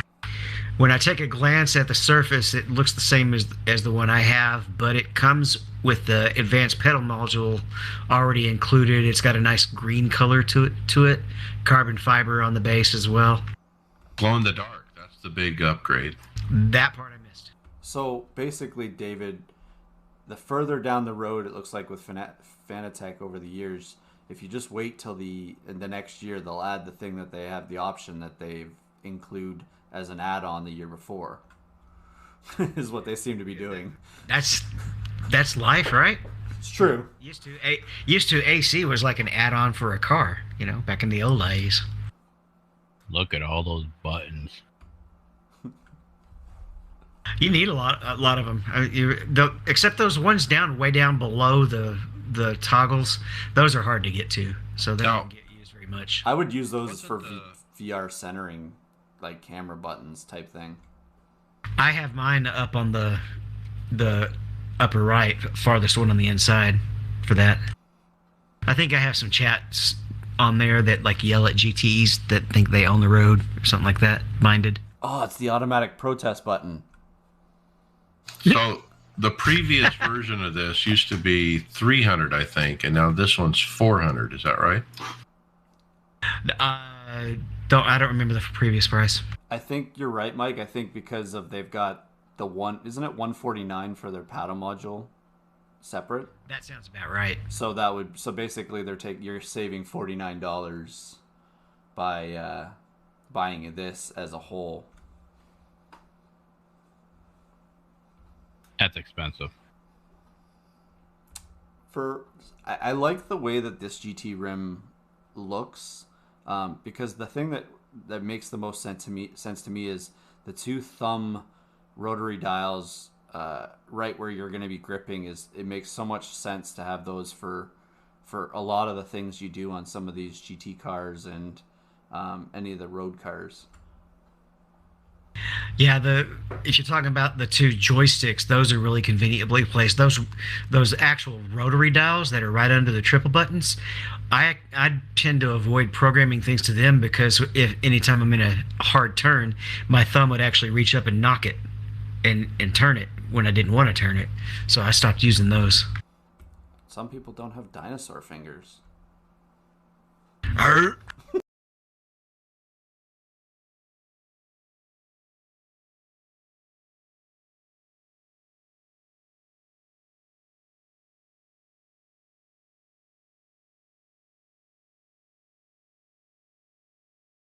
Oh, look, me next. So SimLabs is offering a new 4-point harness, seatbelt harness for 119. I'm guessing that's euros, right? It's basically your standard 4-point system for any bucket. It's shown here in a picture, I guess, that we got here. It's on a Sparco seat, but I don't know. It's definitely a good investment if you're going to have motion, I guess, to have these a nice set of 4-point harness. And these do look like very comfortable, and they also look like they'd work for keeping you tight down in the seat for any of the sim racing stuff that you do in motion. So I would venture to say that the belts might be useful even if you don't have motion. I've always wanted belts, even though I don't have motion, and I still do. And I think if I buy like an 80/20 rig with a nice seat, I'm going to get belts with it. I just think, like I've said before, I flounder around like a fish, especially on road course. And if those belts will hold me down into my seat where, I just have to move my legs and arms, I think that's going to help. The other thing I forgot to mention here, they're offered in 3 different colors, so you get black, blue, and red. I'm partial to the blue. I'm more of a blue is more my color for some of these things for sim stuff, but I really like. I kind of like the idea, and it looks like it has that quick release for where you just twist and it all pops all those seat belts come undone like in racing. So nice idea for SimLabs to come up with here. So 5 weeks ago, we talked about SimLabs put on Instagram a new seat is soon available, and it's still not available, but it's a SimLab branded seat. Looks just like that Max Pappas one we were just looking at, but obviously different color scheme and branding. But I really like that seat, man. And if you were to get that into like that blue with those blue belts, man, that would just pop on a silver 80/20 rig. It'd look awesome. That seat with some blue accents, like you're saying, and then like the blue stitching for the Sparco on it would probably look dynamite. Yeah, and when I build my next rig, that's what I want it to look really sharp. I'm looking for a look. So you go with that Max Pappas orange, and you have a seat, and then you get a wheel that matches it. Oh, it's going to look really cool. Now you need Max Pappas to create some seat belts too with their seat. All right, next up, an email from Scott Ross, listener, emailed about how he used his Philip Hughes light system as racing flag indicators.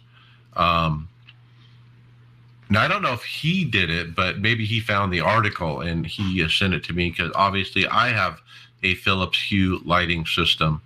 And basically it's an article on Reddit that describes how to do this. Another gentleman put this package together, making them where they go, blue if there's a blue flag, obviously yellow if there's a yellow flag, and so forth.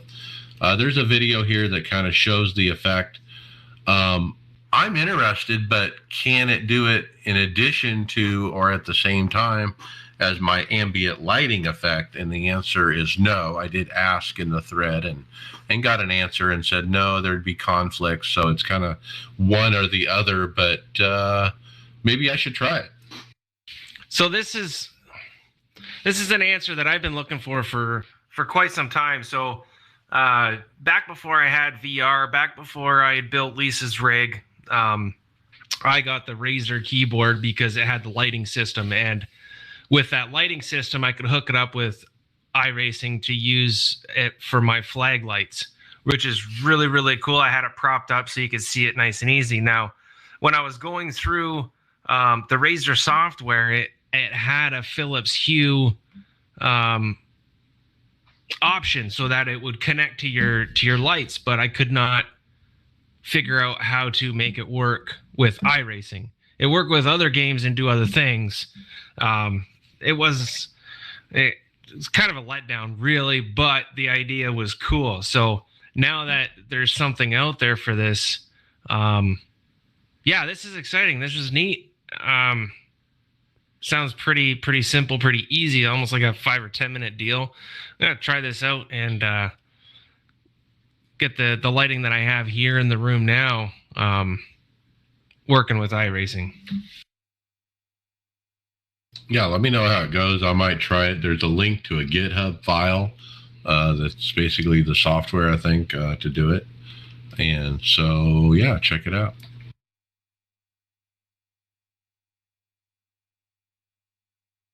So you're looking for a seat, Mike. Race Tech offers some real race seats you can get at racetechseats.com. They're real seats and they're a little expensive. Just a little bit. You don't want that $1,200 one that looks really nice? Well, I found one that was $7,500 actually. Ooh, I got to scroll down some more. Yeah, when you get to this one link, I mean, these are purpose-built race car seats. They're not. You're trying to take something from the real world and add it into your sim setup. I don't know what makes it $7,500, but obviously it's there to protect. If it's real life racing, it's there. Obviously, got all the padding to protect somebody in an accident, but it's a pretty steep price. If you're going to add to, if I was going to have that extra money, I don't think I'd spend it on a seat that's isn't a race thing, right? Well, these meet the FIA standard called 8862/2009 Advanced Racing Seat Standard, set by the FIA. And so if you're running in certain racing series, you have to have a seat that's up to that spec, so to speak. Would you ever need this on a sim rig? Absolutely not. But like you said, you could just take it off and put it in your regular car or real race car, and then bring it back home when you want to do some sim racing. I'd say you can even spend a little more money if you're a little wider and taller. Yeah, I mean, there's some good options here. I mean, these are great seats, but like they're way overpriced for what we normally look at in sim seats. But yeah. Now, if you click the home screen and look at their different options, they actually have a simulator chassis at Race Tech for purchase for $800. And you know what? This looks better than that one we were just looking at, almost at $1,000. But what a weird looking design. I mean, look at this thing. The wheel stand is giant. It's oversized, I would call it, maybe, and but it's an interesting design. It's not 80/20. It is a steel, but more of a a stainless steel look. Looks heavy. It does look heavy. Wonder what the shipping would be. Go down a little bit and look at like the shifter mount. It's only like $45, but that thing looks like it would stop bullets. Well, it didn't have so many holes in it, but maybe you could park a car on top of that damn thing. Like it's thick. It's really, really thick, and yeah. We got one more rig on the script. It is simsolutiondesigns.com. Got a rig on here for about $719. It's a standard 80/20 rig. It's on the lighter side as far as the thickness of the profile. It's got a built-in attached triple monitor stand. I don't know if it would hold big monitors very well or not and be stable if you're trying to use it for motion or not. But it's a decent price. But you look at the thickness of the posts, and it's not the most heavy duty of the profiles. I'll say it looks small. Yeah. It looks like economy. All of the columns are thinner, right? Like if you look at the base profile, there's an extra gutter on the P1X, right? And the columns coming up to hold the wheel, those are 3 wide instead of 2 wide. I would say the posts that are holding the monitors right now are about the same thickness as about my post on my 80/20. My base is probably a little bit thicker, but that pedal plate does not look very sturdy. They have lots of different versions when you look at the store, though. Introductory rigs and so forth, and then they get better. Looks like they're based out of Easton, Pennsylvania. Bobby says it should hold 27s just fine. Okay. Yeah, so their intro rig is $467. I mean, I don't think I've seen a 80/20 rig that low. But it's just a wheel stand and a place for a chair, really. I don't even see. Yeah, I guess it does have something for pedals.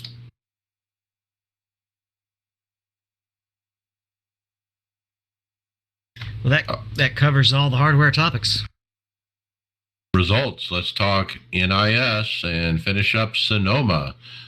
Friday Open P15.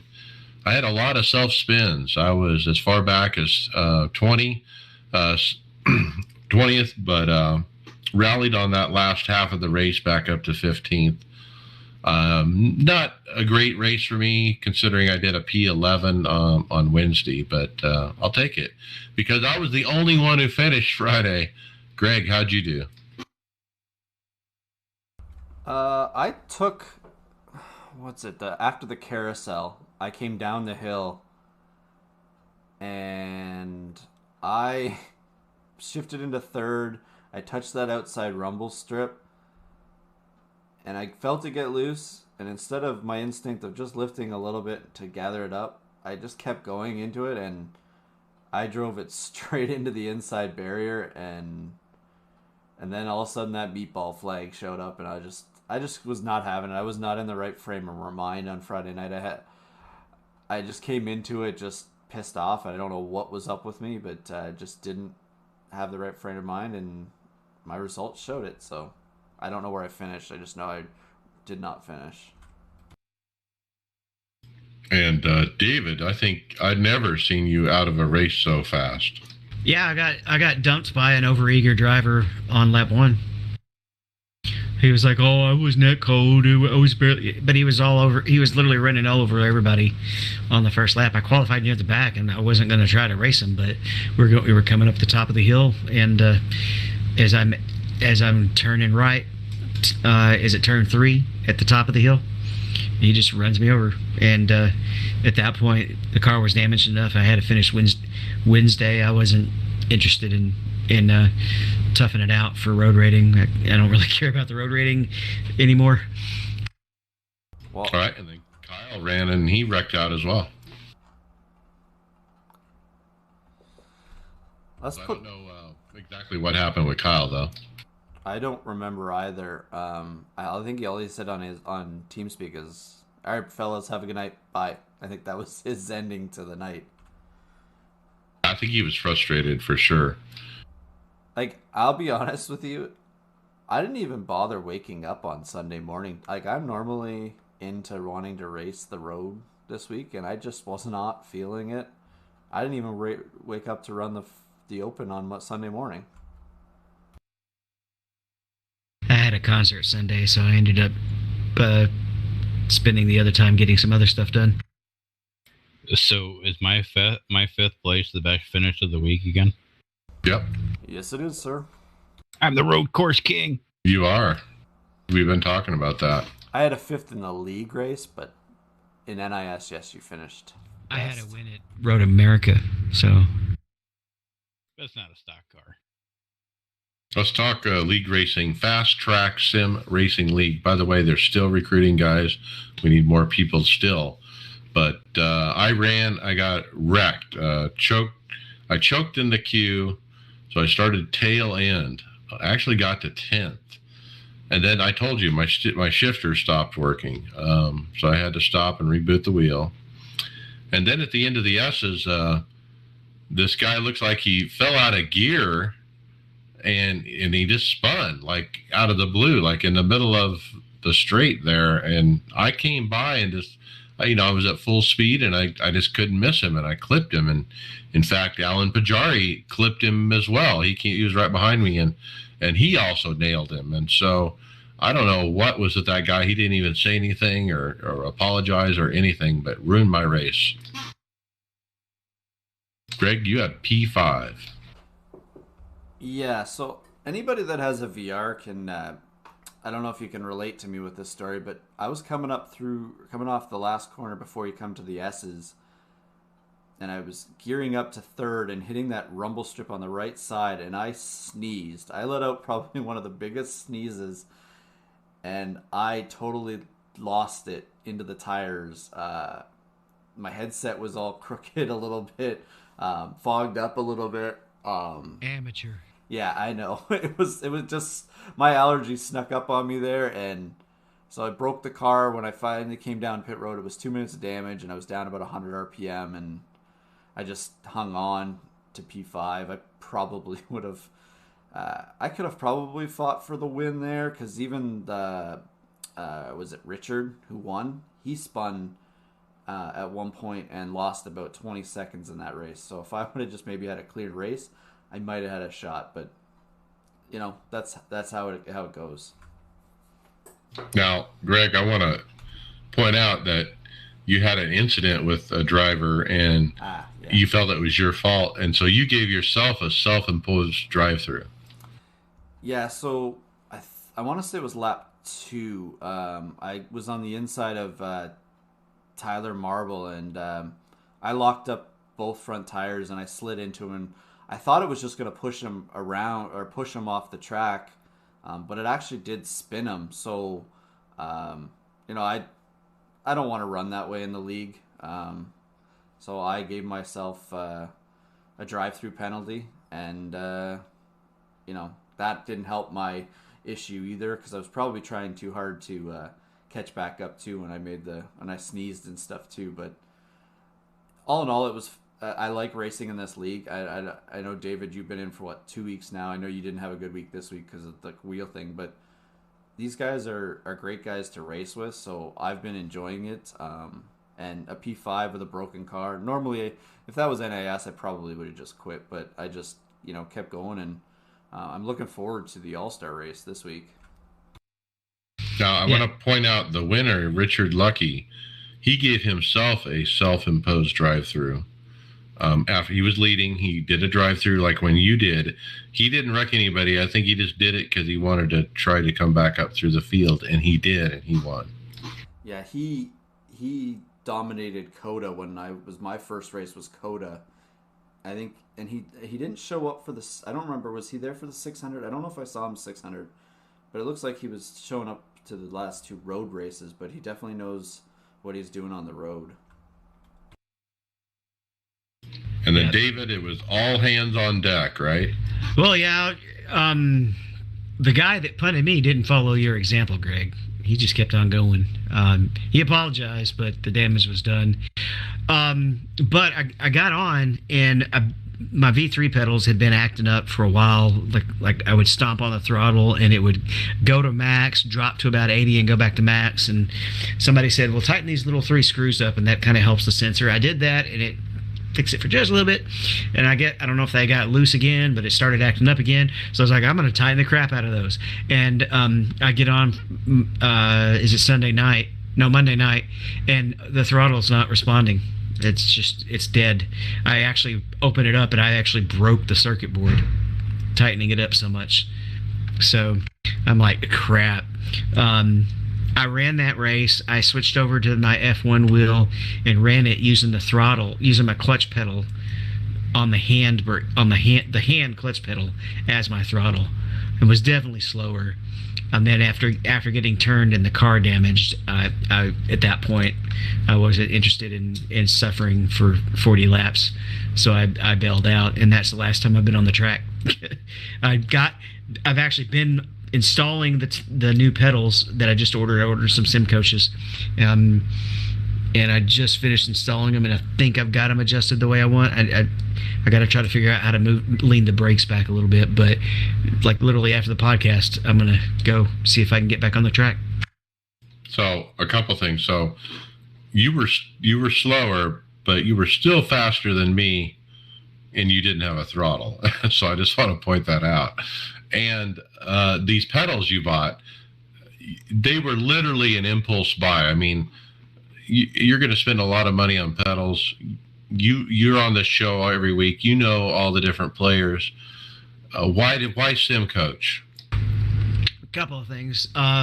It was pretty important when I looked at the different options that I wanted the throttle to be adjustable, not just the brake. I wanted that throttle to have some kind of hydraulic adjustment or spring adjustment, and this one actually has the hydraulic adjustment, just like that kit that came with the V3s. So I can actually turn it up or down and control that. And like the Ripmotech brakes or throttle did not have that option, because that was the one y'all first recommended. So what I did is, while I sat around all day Tuesday, I watched, or no, maybe it was Monday night. I watched, after I dropped out of the race, in fact, I went and watched all of Barry's reviews of all of them. And I liked the Sim Coach, and I liked the ones with the powder blue. The HPP. HPPs. I liked those too. But HPP said 3 to 6 weeks to deliver, and Sim Coach actually had somebody on their online chat at like 11 o'clock at night on a Monday night and said, oh yeah, we have one sitting on the shelf right now. So they shipped it to me the next day. And I had to go back to Barry's video to remind me about those pedals, because I think we've only talked about them maybe once or twice on the show, maybe last fall. But man, those are kick butt pedals. You're gonna love them. Yeah, it's definitely, you can definitely feel the smoother tension when you push the brake in. I have sat in. I've got the rig. I've got them in on the rig, and I can definitely feel that it doesn't feel like a load cell. I can feel like I can tell a difference between 80% and 90% braking now. Hopefully. Anybody that's been listening to this show and not seeing it on the broadcast, David has actually been walking away to his rig to do stuff on it in between topics. So that's how much he wants to get himself back racing tonight. Well, it was a good choice. I don't know if I would have thought of sim coaches. I think it was a good idea to look at various videos to get some ideas. But yeah, I mean, those things are bomb. I can't wait to see if you're faster with these new pedals. Well, if he can start getting faster times in a cup car, we know it works for him. Okay, moving on. The OBRL had their Aftermath Truck Series, and it was Josh Robinson winning the truck race at Texas, and Dwayne MacArthur second, Bob Fellenbaum third. And last, the iRacing iRock Challenge Series Season 3, Brian McCubbin PF'd up, he says. Was running pretty steady in sixth or better for much of the race. Near the end of the second stage, there was a caution. I stayed out on old tires and moved into second under yellow. On the restart, I spun the hell out of those old tires, wrecking myself, deserved, and several others, not deserved. Too worried about getting a good launch and neglecting staying safe. Sorry to all involved. I felt like a moron. Okay, let's jump to final thoughts. David Hall. Oh, Brian's here, not here, so I get to go first. I basically covered it. I'm excited to go try these pedals out. We'll see how they work. All right, good investment. I think you'll like those. Greg Hectus. I'm just I'm looking forward to David, myself, and who is it, Dave, that we're going to run the 24-hour... Yeah, Dave Burgess. Dave Burgess, We've run yeah. a few events with him before. So we're going to run the 24 hours of the majors 24 hours. I almost said it. I didn't. But on the weekend here, and looking forward to, after the podcast here, putting down some laps and figuring it out and seeing how fast David's pedals are now compared to what he was before with his the hybrid car here. So looking forward to that. We're going to have to set our quals tonight. Yep. So there's no indication that Mike Ouellette has been approached by lawyers or anything like that? There's nothing indicating. It's just a 2024. That's all that's the thing for it. There's nothing title-wise that he should get hit for. I think as long as you say it's someplace in France, I think you're all right. Let's hope so. Good luck, guys. All right, Tony Groves, final thoughts? Well, no, not really. Not a whole bunch going on. I've been just kind of sitting here twiddling my thumbs waiting for Mr. Rochette's final thoughts. All right, and then we'll go to Mr. Rochette. Your final thoughts. Oh, like I said, we got a couple of spots left in the Project K9 Hero 200 tomorrow night. Well, come on and join us. Yeah, that's going to be fun. If you can't race, at least get on the broadcast. We'll get that on the socials. Watch. It's going to be fun. We're going to have a good time. My final thoughts, excited for season 3. I think the big thing for me was that 87 car. I think that was the surprise. I had no idea they were even working on it, and for Dale to come out and say how, he's worked with Dale Inman's, crew chief notes, and he's called Andy Petrie and Bobby Labonte, to save the day. And man, that's exciting. And you know what? I'm going to go get in that car tonight and I'm going to run it. I'm going to find a way to run it, and we'll see how I like it. But I kind of gave up on it, but now it's back. I'm going to try it. And with that, we'll see you on the track later.